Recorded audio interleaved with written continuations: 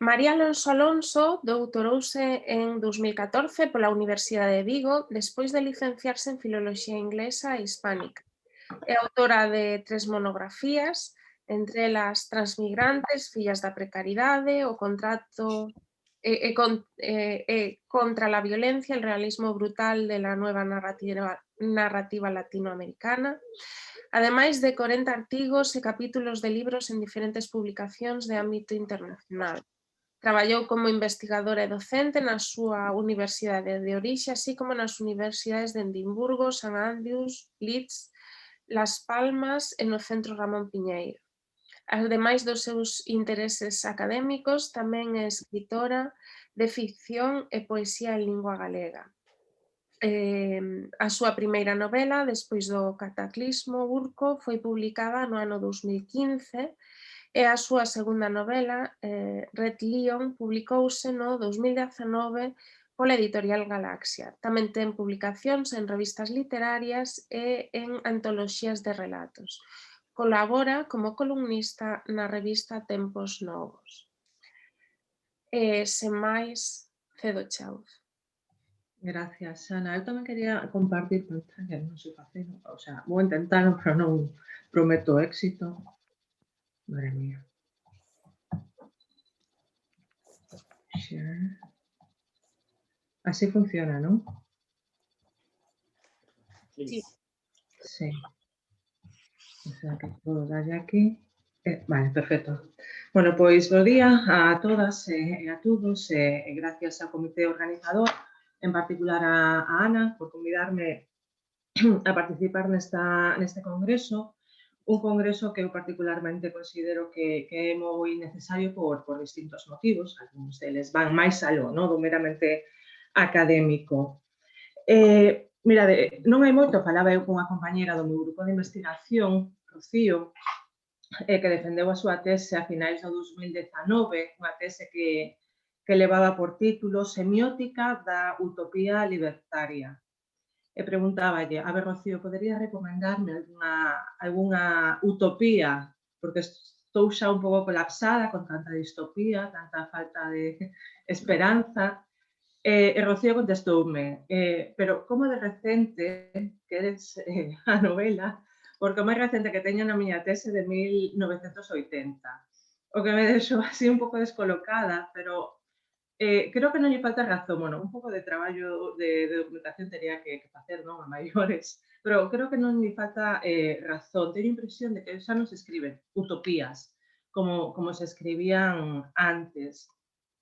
Algún que outro exemplo ou intento que caeu nas miñas mans, como a triloxía Madame de Margaret Atwood, parece que como que intenta ser utópica e torna distópica. O que sí se escriben hoxe en día, diso non hai dúbida, son distopías. Hai máis distopías tamén que ucronías, diso tampouco hai dúbidas. De feito, creo que tampouco se escriben ucronías como se escribían antes. É máis, coido que o subxénero de ucronía refundouse totalmente nas últimas décadas. Pero, bueno, isto xa é outro tema. O mercado editorial de hoxe en día, nunha gran proporción, no caso galego en particular, está ocupado pola distopía. Estamos a falar dunha especie de boom, tendo tamén en conta o que implica falar dun boom literario na literatura galega, que é algo, bueno, un pouco relativo. O boom de distopía galega comezou por poñerlle unha data no 2012, aínda que non se manifestou con claridade ata 2016, 2017, é dicir, que é un fenómeno moi recente, é unha especie de work in progress, por decirlo de algún xeito, que está a ter lugar nestes momentos e que vai tamén en paralelo con outro boom, este sí que ten máis calado, como é o boom da novela negra galega. Isto tamén é algo moi común no canon literario galego. As modas literarias chegan como que chegan tarde, é dicir, aconteceu, como decía, algo moi similar coa novela negra, despois de que a novela negra xa se establecese pois no canon británico, norteamericano, escandinavo, español, catalán, vasco, pois entón sí, chegou a novela negra a literatura galega que, como decía, está a vivir o seu momento álxido nestes momentos. Pois algo similar acontece co boom da distopía distópica de ciencia ficción en galego.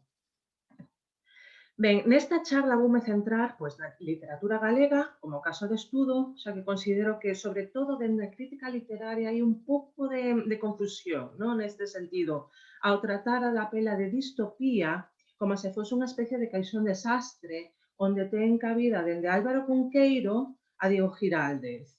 Xa aviso, xa fago un spoiler dende xa, e digo que nin Álvaro Cunqueiro nin Diego Giraldez son distópicos, serán outra cousa, pero distópicos non.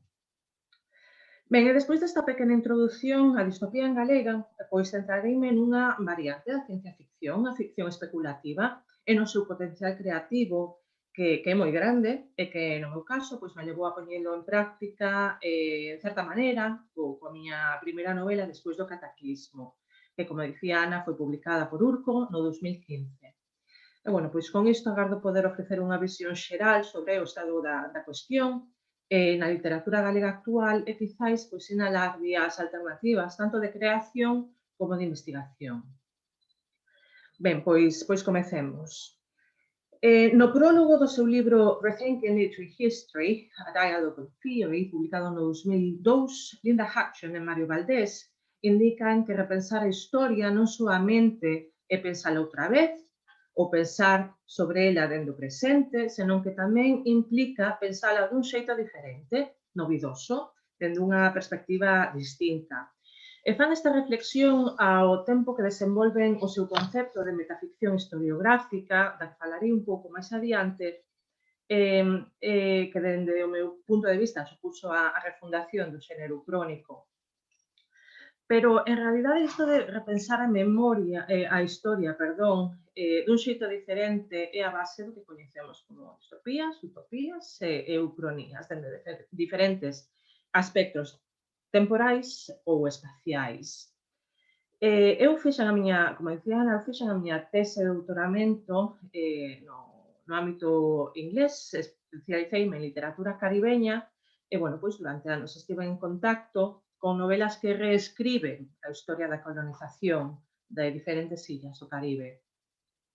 Que tería pasado se fosen os arawak, os taíno, os aztecas, os que decidise cruzar o Océano Atlántico e colonizar Europa? Isto é, bueno, pois, un tema moi recorrente na literatura caribeña, como exemplo de ucronía no seu sentido máis clásico. O que tería pasado se os escravos negros fuxidos das plantacións de Xamaica, tamén coñecidos como marúns, lograsen refundar unha nación libre de escravitude, onde os dereitos humanos tivesen chegado antes que a Francia. Isto tamén é un tema moi recorrente na literatura caribeña, como exemplo de utopía, dunha realidade alternativa idealizada, a historia verdadeira da escravitude, de abuso, de sofrimento das escravos, tanto nativos como africanos, que foron levados ás colonias do Caribe.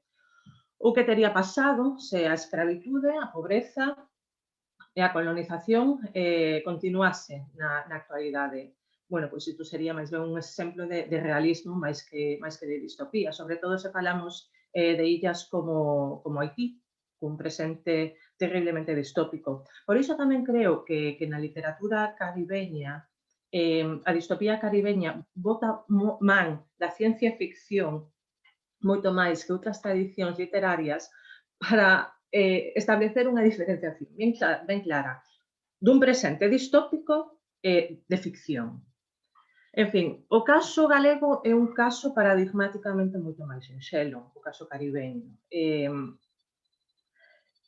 O noso canon literario, mesmo hoxe en día, ainda que xa non tanto, por sorte, segue a repetir patróns de décadas atrás. Unha literatura baseada en narrar a emigración galega e ou a guerra civil e ou a posguerra, dende o realismo ou mesmo o naturalismo. Mais coido que a publicación de 15.724 de Xesús Compostela en 2012 e o cambio xeracional. Isto sí que vou a facer bastante énfase nisto. O cambio xeracional na directiva das dúas principais editoriais galegas, déxase Galaxia e Xerais, así como importantísimo fundamental aterraxe da editorial Urco no sistema literario galego, fixeron que a literatura de ciencia e ficción, pulp, steampunk e, por suposto, distópica, entrase no canón galego nun abrir e pechar de ollos, como un elefante nunha cacharrería, por dicirlo de outro xeito, con máis ou menor éxito. Dito isto, teño que sinalar, como vedes aí na pantalla, que xa a principios dos 90, en 1992, Ramón Carido Gando publicou Soños eléctricos, unha novela cunha clara influencia de Philip K. Dick, aínda que a publicación desta novela non supuxo un cambio de paradigma no sistema literario galego. Esta novela foi entón unha especie de rara avis, nun sistema literario que daquela era moi pouco dado a innovación. Dicía antes que o cambio xeracional nas directivas das dúas principais editoriais galegas supuxo un cambio fundamental, porque así o creo. Porque teño a impresión, tanto como lectora como escritora, que o canon literario galego consideraba todos estes subxéneros que xa entón estaban a triunfar alén das nosas fronteiras como algo de serie B. Algo que nunca chegaría ao Olimpo literario e que podería ensuciar un canon bastante feble de por sí.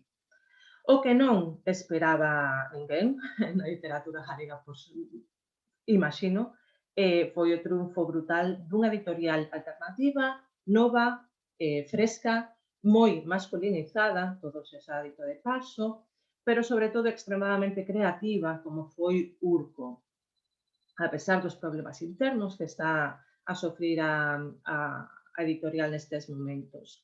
A ver, xa sei que o normal neste tipo de congresos é falar de autoras, autores, textos literarios, xa non é tan común falar de editoriais e de estrategias editoriais, mas coido que no caso que aquí nos ocupa é indispensable cambiar este chip e falar do importante que tamén son as estrategias editoriais para popularizar un xénero como é o da ciencia ficción ou o distópico. Urco é a primeira e única editorial galega especializada en fantasía, ciencia ficción e terror en lingua galega, que se fundou en Santiago de Compostela no 2007 e que comezou, sobre todo, a traducir aos clásicos do xénero ao galego, a lingua galega. Naquel momento había un valeiro máis que obvio na literatura galega deste tipo de textos, sobre todo para o público adulto. Aos poucos anos, Urco incorporou ao seu catálogo autores, e falo masculino, autores galegos que escribían e que siguen a escribir ciencia ficción e distopía.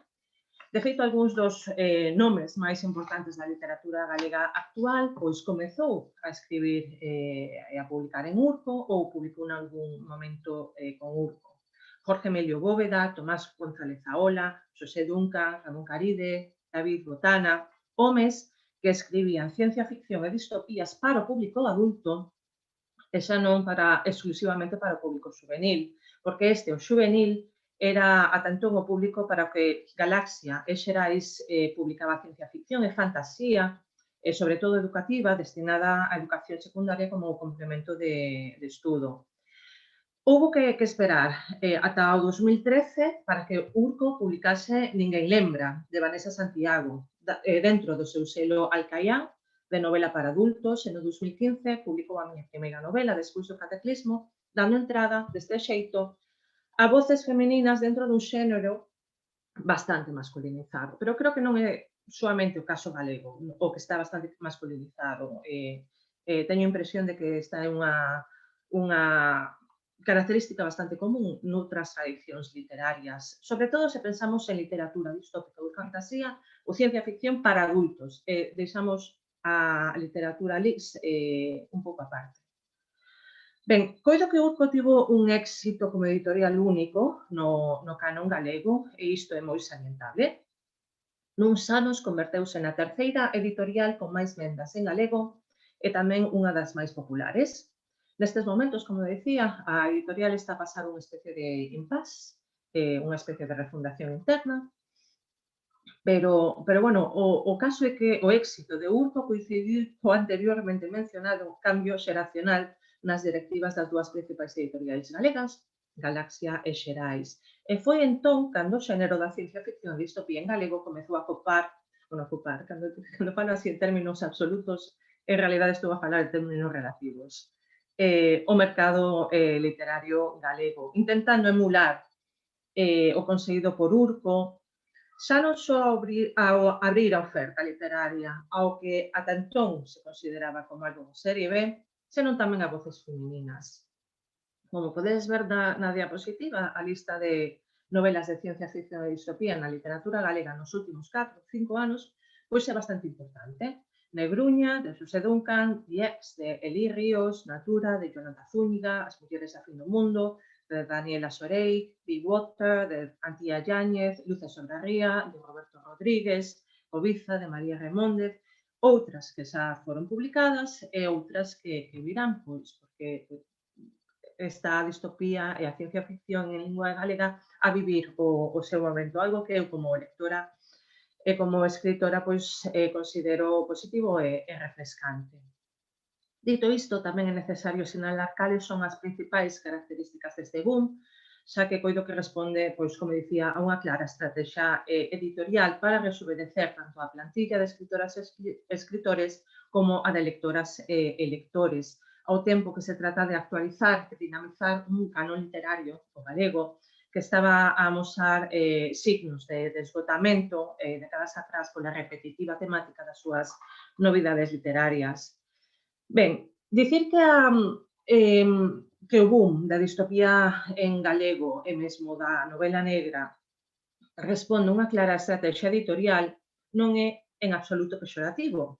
O boom latinoamericano do realismo máxico tamén respondía a unha estrategia editorial e iso non lle resta importancia ao xénero en sí ou ao movimento literario en sí, nen a calidade de novelas como 100 anos de soledad ou El reino deste mundo. O boom da distopía en galego é un boom moi novo, en feminino, que non é pouca cousa, e para o público adulto, o que tamén é salientable, xa que non está dirixido exclusivamente ao público juvenil. E que copia patróns clásicos de xeito xeral, aínda que moitos destes textos aportan pois perspectivas novidosas.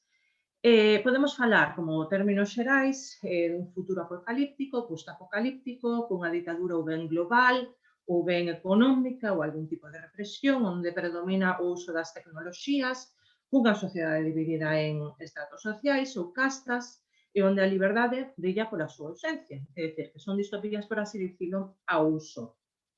Aínda que cada vez se están a aportar coas novidades literarias outras perspectivas e outros puntos de vista novidosos. O importante para min deste boom é a ruptura con prexuicios que levaba consigo un subxénero que ata moi pouco era considerado como de serie B, ao falarmos de ciencia ficción. E, sobre todo, no ámbito galego, o feito de que cada vez son máis as mulleres que escriben ciencia ficción, distopías, pulp e mesmo steampunk. E o xeito, isto sí que considero que é fundamental, o xeito no que o xénero se abriu a outras prácticas, como pode ser a poesía, a novela gráfica, o audiovisual, etc. É dicir, que nos últimos anos rompeuse o teito de cristal de xénero nestes dous sentidos, de xénero literario e de xénero feminino. A ciencia ficción e o distópico pasou de ser unha produción eminentemente para o público juvenil e converteuse en narrativa para adultos, tamén escrita por mulleres. Dito isto, a verdade é que non é sinxelo inovarnos todas as distopías, xa que o xénero, como está directamente conectado coa crítica social, como que parece que nos leva non aos termos comúns dos que é difícil afastarnos ás veces. Por iso quería traer a esta charla algúns postulados que chegan dende o ámbito académico e que para min, como autora da distopía despois do cataclismo, me axudaron a sair un pouco do modelo distópico clásico. E quería falar da ficción especulativa, un subxénero moi ligado á metaficción historiográfica da que falaba Linda Hudson cando afirmaba que a ficción debe ser metaficcional e histórica ao mesmo tempo no xeito no que reinterpreta o pasado co fin de cuestionar o que os discursos oficiais nos din. Historiographic metafiction plays upon the truth and lies of the historical record, di Hutchins, para ir máis aló das limitacións impostas polo coñecemento epistemolóxico. Os silencios históricos, o paradoxo, as incongruenzas, teñen que ser tamén exploradas a través da ficción, e iso é tamén o que fai a ficción especulativa. Ben, a ficción especulativa é un termo bastante amplo que abrangue elementos que poden ser considerados característicos da ciencia ficción, do horror, do realismo máxico, entre outros, co fin de imaginar posibilidades do presente ou no futuro, sendo plenamente conscientes das implicacións que ten o pasado neste presente ou neste futuro. A ficción especulativa, polo tanto, permite imaginar espazos alternativos ao reparar da importancia da nosa historia e no legado cultural e a transcendencia deste no pasado, no presente e no futuro. A ficción especulativa non ten necesariamente que estar relacionada cun futuro distópico ou utópico, é unha práctica máis ambigua neste sentido, que permite xogar coas expectativas do público lector a ofrecer unha ampla gama de posibilidades creativas. Por poñelo de outro xeito, xorde da nosa visión racional do mundo, da historia que coñecemos a través da cultura da que formamos parte, e a través desta engade a narración elementos extraños ou imposibles dende esta racionalidade histórica coñecida que nos permiten explorar posibilidades tanto creativas como de debate. Ben, eu achegueime á ficción especulativa por primeira vez durante a escrita da miña tese de doutoramento, que, como dicía, pois estivo dedicada á literatura caribeña, sobre todo grazas a esta autora, a Nalo Hopkinson, unha autora nada en Xamaica que creceu en Canadá e que agora con 60 anos pois vive nos Estados Unidos. En moitas das súas novelas e relatos curtos, Hopkinson utiliza a ciencia ficción especulativa para poñer en diálogo a historia e a ficción.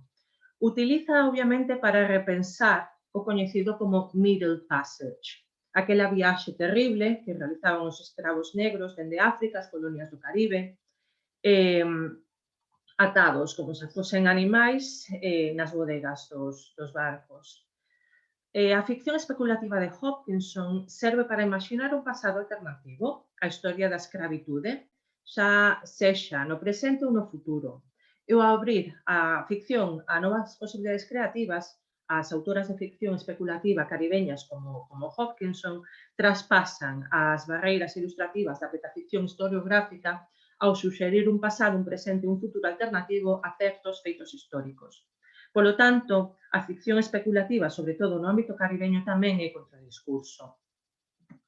Un exemplo de ficción especulativa de Hopkinson que quería traer a esta charla, xa que creo que é moi ilustrativo, é a súa novela The New Moon's Arms, na que reescribe, como dicía, o Middle Passage, esta viaxe, non? Destes barcos escravistas a través do presente. Na novela, unha muller que vive nunha illa imaginaria no Caribe atopa un día por casualidade dando un paseo pola praia a un neno negro, un neno pequeno na beira do mar. É importante cambiar o chip e pensar que cando falamos de ficción caribeña, de novela caribeña, todas as personaxes son negras, é dicir, o feito de que este neno que aparece na beira do mar sexa negro é significativo tamén, polo que vou a dicir máis adiante. Este neno parece estar inconsciente, pero cando vai a auxilialo, a nosa protagonista, trátase de que ten unha especie de membranas un pouco extrañas nas mans. Chama aos servizos de emerxencia e cando os médicos fan a primeira exploración in situ, deciden levar ao hospital para analizalo ben, pois porque atopan no seu corpo unha serie de características extrañas. Ben, pois con todo isto, o que fai Nalo Hopkinson é imaginar unha comunidade de sereas e sereos negros que evolucionaron como método de supervivencia daqueles séculos escuros nos que os escravos africanos eran levados nos barcos escravistas ás colonias do Caribe e terminaban sendo botados pola borda ou ben porque se amotinaban ou porque caían enfermos e foron capaces de adaptar xenéticamente os seus corpos para sobrevivir no océano como humanos anfibios. Hopkinson bota man da ciencia e adaptación da especie pola supervivencia e imaxina esta comunidade alternativa. Por que non? A práctica escravista durou 300 anos e cientificamente non é imposible que o ser humano se adapte ao medio para sobrevivir. Polo tanto, estas sereas e sereos negros de Hopkinson poderían perfectamente ser factibles, ou polo menos iso é o que suxire a narración, a novela na que como lectora terminas pensando, é verdad, terminas aí un pouco confundida. Ben, a mí todo isto, como lectora e como escritora, pareceme apaixonante. As posibilidades creativas que habrá a ficción especulativa, perdón, son inmensas, polo que no 2012, en plena escrita da miña tese, pois intentei poñer en práctica esta teoría literaria utilizando o meu propio marco cultural e escribín unha novela que non é ficción especulativa, pero que é algo visual. Onde xogo cun pasado culturalmente idealizado como é o noso pasado castrexo e un futuro distópico que non é moi lonxano, que está máis ben próximo no tempo. Esta novela da que vou a falar é Despois do cataclismo. Para min, Despois do cataclismo tamén é contradiscurso, un contradiscurso que cuestiona a imaxe que temos dunha Galiza castrexa que convive en armonía coa natureza na que homes e mulleres parecían disfrutar dun Olimpo celta.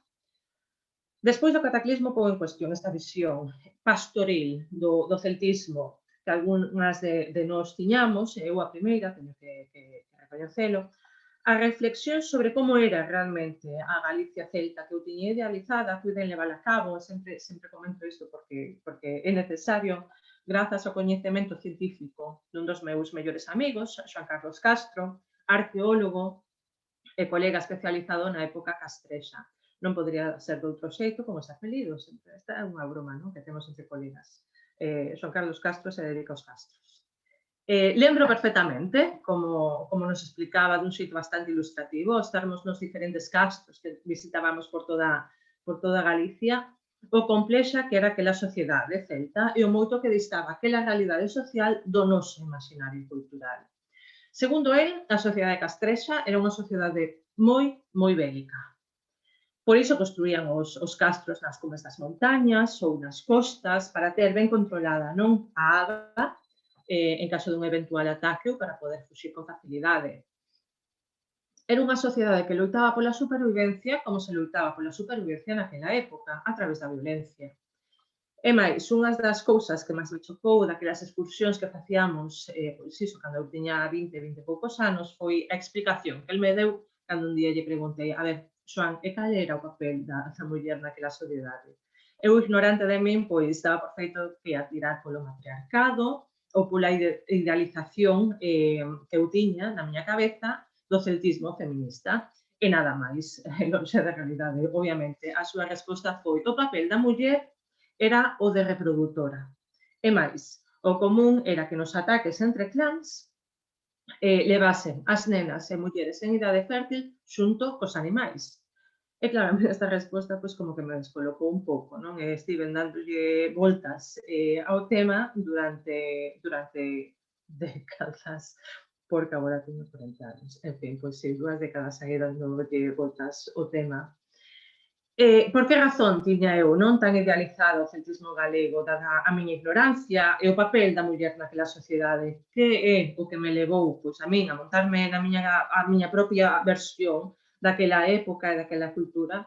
Pois, obviamente, coido que o resurdimento tivo moito que ver neste asunto, non? Nesta idealización dunha Galicia celta que pouco ten que ver coa realidade da época.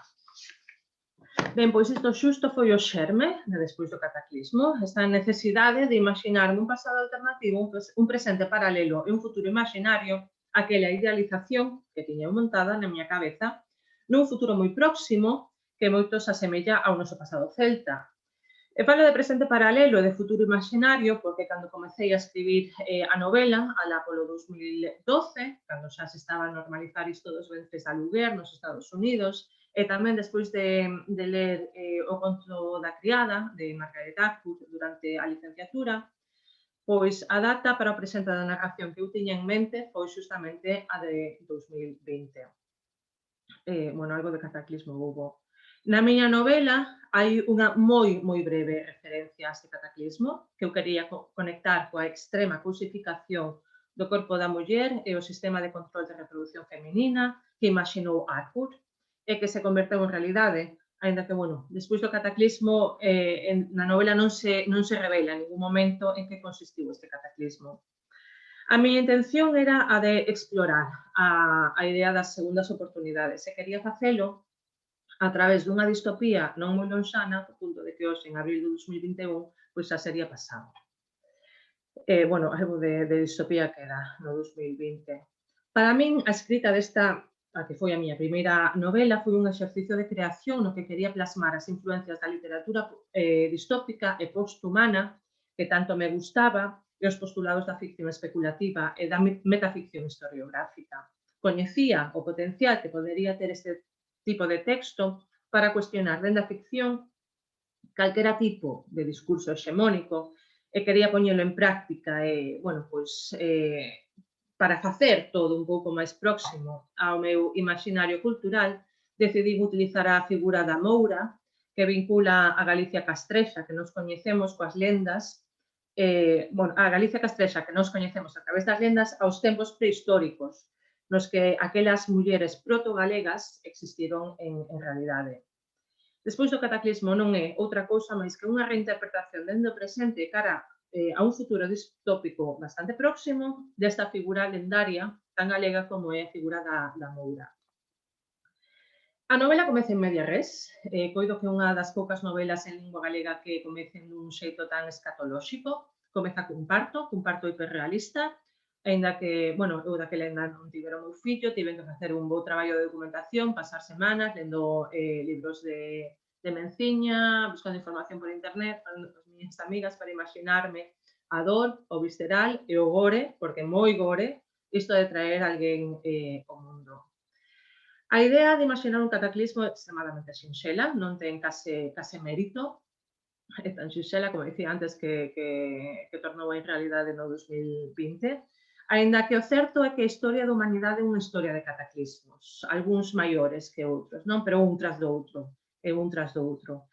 Esta tamén era a realidade celta, segundo o meu amigo o arqueólogo. O pobo celta foi un pobo que tivo que estar en permanente disputa pola supervivencia, xa non só contra tribus inimigas, senón polas enfermedades, a fame, etc. Era un pobo e unha sociedade pois violenta. É por iso que na miña novela non falo explicitamente da situación que levou ao cataclismo. Que máis dá? Iso non é o verdadeiramente importante. O importante para min era o reflexionar sobre o comezar de novo. E se este comezar de novo, esta segunda oportunidade, tería algunha diferencia fundamental co xa coñecido. Ben, como eu decía, despois do cataclismo é unha novela moi violenta, como todo o que escribo, que é violento, porque así é como concibo eu a loita contra o patriarcado, contra o capitalismo brutal, contra o control sistemático e contra a violencia propia do Estado, sendo este Estado un Estado totalitario como o é na novela. É unha novela con unha estética bastante gore, que choca co bucólico deste imaginario castrexo e pastoril que temos en Galicia. Esta violencia extrema queda reflexada dende o principio da novela con este parto hiperrealista, no que unha muller sen nome dá a luz a unha bebé que de seguida levada aos pés do castro maior para formalizar o ritual do entendemento e así cumplir co que dita a tradición. Este ritual do entendemento é tamén a miña reinterpretación en termos distópicos dun mecanismo de manipulación calquera a religión, a cultura, a prensa e redes sociais. E o nanochip do pensamento é un dos elementos do steampunk que eu quería utilizar na novela e coido que é o que mellor funciona.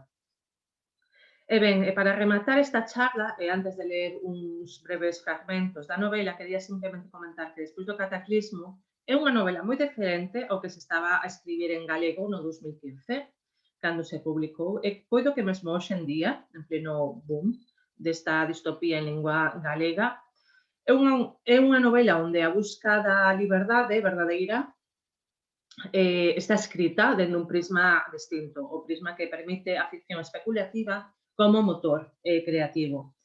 É unha novela onde converxe o imaginario celta galego e a distopía gore, o totalitarismo e o anarquismo, o feminismo e o patriarcado, as novas e as vellas tecnoloxías, esta idea de segunda oportunidade que pode ou non axudar a construir unha sociedade mellor. E non sei, Ana, se teño tempo para ler algo da novela.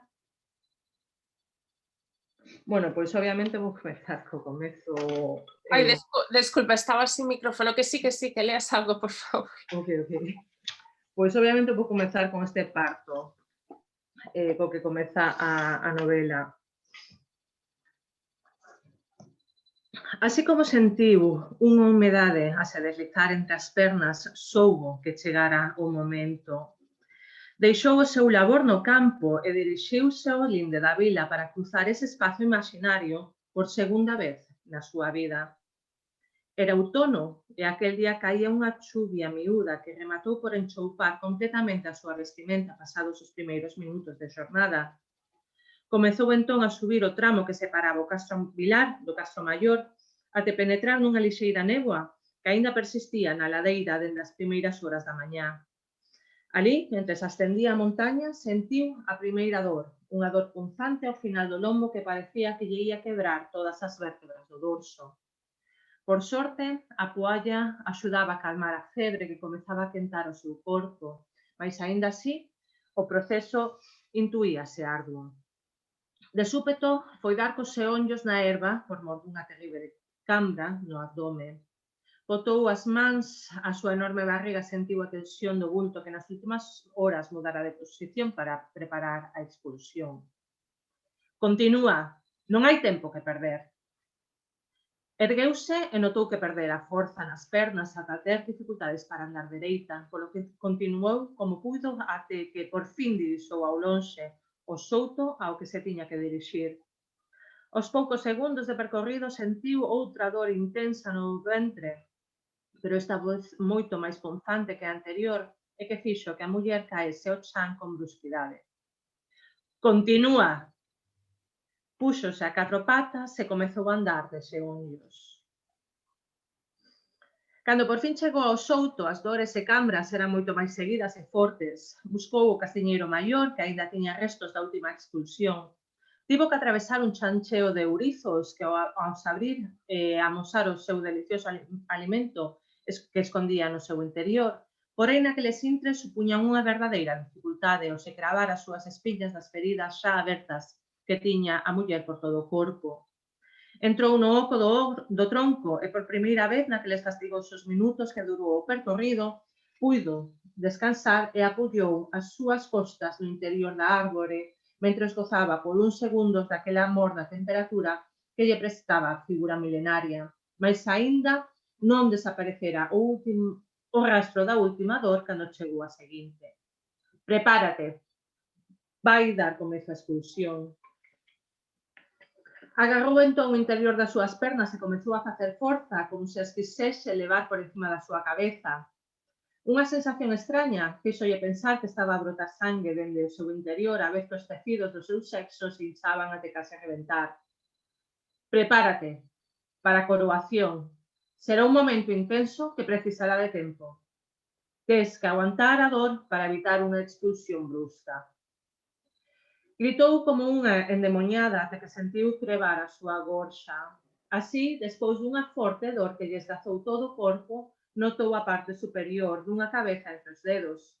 Na mente espingas de sudor fría caían dende a fronte ata o peito da muller desaparecendo entre as follas sobre as que estaba a padecer. Cando aquela cabeza rematou por sair, o seu corpo descansou. Concentrouse e agardou pola seguinte dor. Pasados uns segundos, notou outra presión e empurrou ata que sentiu sair parte do corpo que se deslizaba pola súa vagina até parar nas súas mans.